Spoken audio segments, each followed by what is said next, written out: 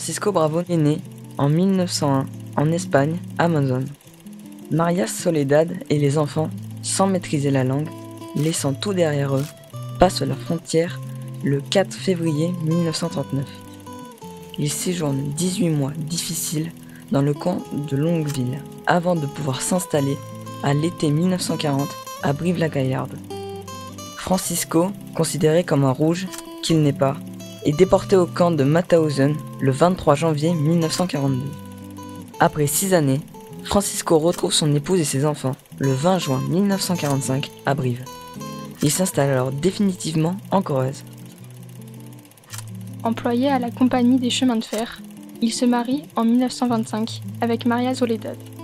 De cette union naissent 4 enfants, Francisco, Ángel, Carmen et Fraternidad, prénommés ainsi à sa naissance en 1936, en référence aux valeurs républicaines.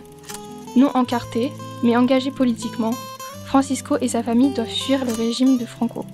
Francisco passe la frontière de la Tour de Carol le 8 février 1939.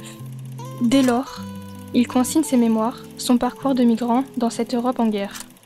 Après un mois passé dans des conditions affreuses au camp de Sept-Fonds, il s'engage dans l'armée française, toujours animé par sa volonté de servir la République. Lors de la bataille de Brédune, en juin 1940, il est fait prisonnier.